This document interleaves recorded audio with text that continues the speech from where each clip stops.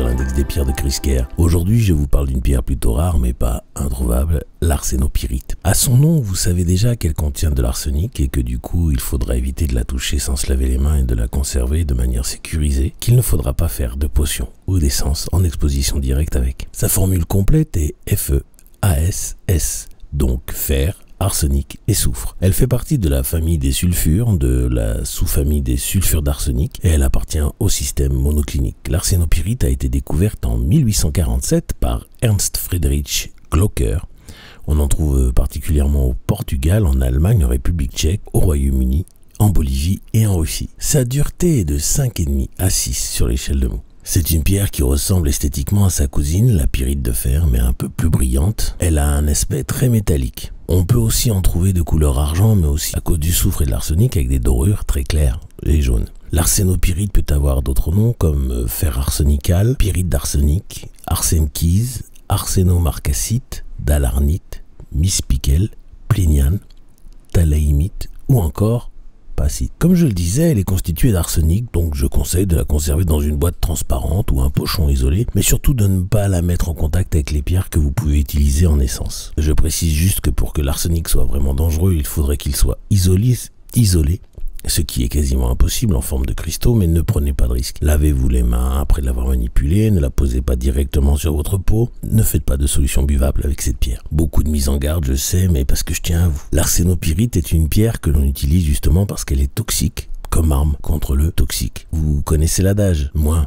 plus moins, ça fait plus. Pour la plupart des soins, je vous recommande de faire une essence indirecte avec votre arsénopyrite. C'est vraiment bête comme chou, vous remplissez un grand bol d'eau de source, ou plutôt un petit saladier, et ensuite vous venez poser un petit bol avec votre pierre à l'intérieur et vous laissez la nuit entière comme ça sous la pleine lune avec un film alimentaire qui recouvre le tout.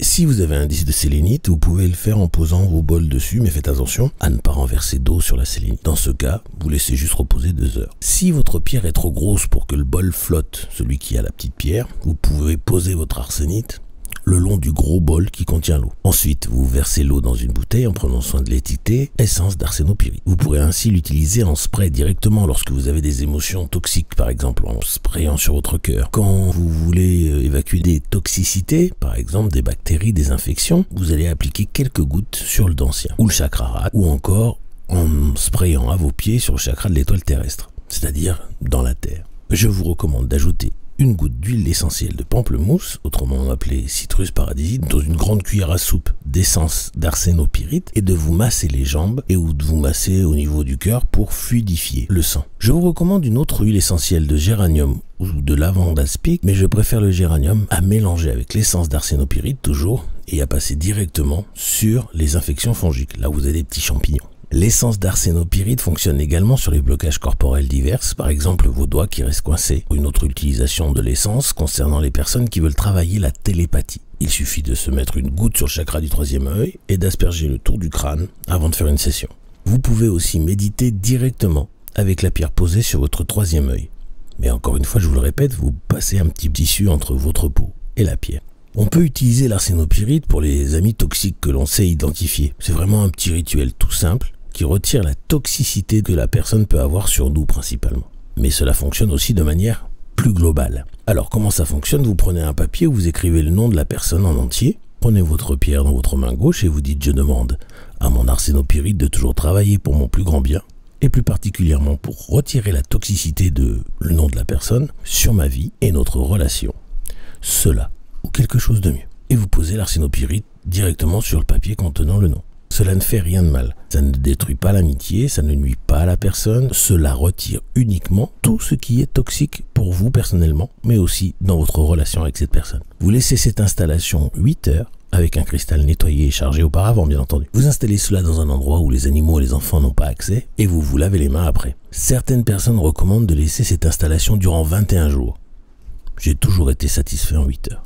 Je voudrais vous parler maintenant de la gestion de la peur. L'arsénopyrite est un cristal très puissant pour cela, et notamment pour l'une des peurs les plus difficiles à gérer, la peur de la mort. Il existe une grille très simple à faire pour dissiper toutes les peurs, et je vous en parlerai après-demain dans le prochain podcast de la pratique rituelle et protocole et cristaux cette semaine. Sinon, pour la guérison des toxicités terrestres d'un sol, par exemple, certaines personnes enterrent une arsénopyrite en demandant que leur cristal attirent et détruisent toutes les toxicités du terrain. C'est à éviter évidemment pour les puits. Enfin, je terminerai avec une utilisation très basique de l'arsénopyrite qui concerne une spécificité très intéressante, surtout en ce moment, lorsque l'on se sent déconnecté du monde dans lequel nous vivons. Vous savez, on se sent un petit peu venu d'ailleurs.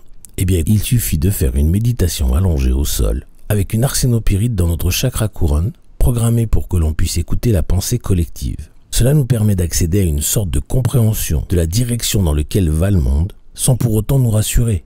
Mais on peut aborder tranquillement cette méditation avec un quartz rose posé sur la poitrine pour nous préserver de la panique et recevoir l'amour universel. Le but n'est pas de se convertir à la pensée collective, mais d'en prendre connaissance, de la comprendre et de trouver sa position par rapport à elle, puis se dessiner une route avec ou malgré celle-ci. J'espère que je vous ai pas trop perdu. Je vous remercie de m'avoir écouté jusque-là. Vous pouvez poser vos questions en commentaire ou par email à podcast@mepcrystal.com et je vous remercie de vos likes et partages. Je vous quitte maintenant en vous envoyant tout mon amour et en demandant à l'univers de vous baigner de la meilleure énergie possible.